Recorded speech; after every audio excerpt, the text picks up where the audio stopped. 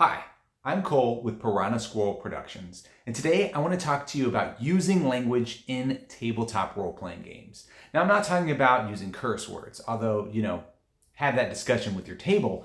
What I'm really talking about is using the different languages on the character sheet and how you can use these languages to make your game better. First off, let's start off with the biggest fallacy that you can make, and that is blocking off material because of the languages. Like if somebody doesn't know Elvish, then the game grinds to a halt because they need to be able to talk to that one Elvish guy to learn that one clue to get to the final boss. Like, don't do that. Instead, make everything that you need to play with open in a common language, or make sure that whoever at the table is playing has a language that they can speak with the NPCs that they need to speak to. Don't leave this to chance. Double check your players' character sheets and make sure that you give them the clues they need in the languages they can understand. This is great practice for life in general as well. Make sure you can talk to people in a way they can understand.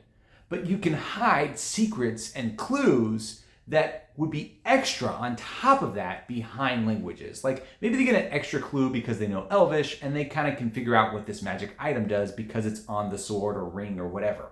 Right? Like kind of like Lord of the Rings, where if you know what the inscription says because you can read that language, you kind of have an idea about what this ring is capable of. But that doesn't prevent them from using the ring throughout or even knowing what the ring is supposed to do. It just adds that extra flavor because now you know this language. So you can add that to your game as well.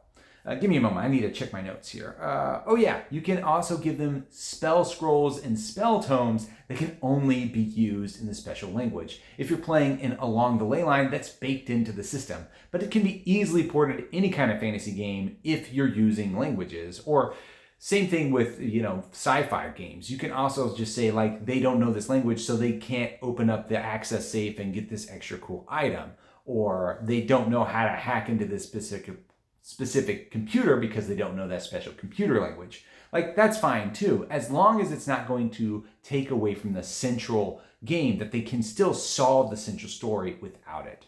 Another thing that you can use is by adding in flavor for the different NPCs. Maybe they can get favor with one of the NPCs by using one of their languages. Like I try to do this a lot as a player. Like I'll try to use my languages on my character sheet, and if they know that language, then I'm going to speak to them in that language. First, because I think it's polite to talk to somebody in their language that they understand, but also I think it's cool to add extra flavor to the world. Now, conversely, maybe that person doesn't like the languages. Like maybe the orcs and the elves are fighting each other, and if you speak to the orcs in Elvish, they find it as an affront. So like you could play with that in your game as well.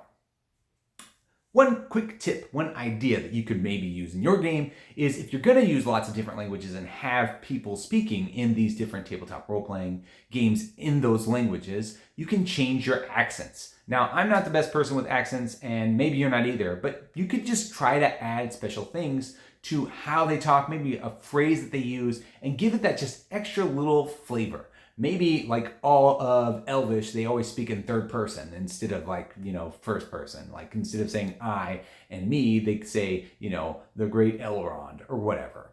All right, just some food for thought. Thanks for watching, and I hope you can take a few ideas and make languages more important in your tabletop role-playing games. I hope all of your games are full of dread and laughter.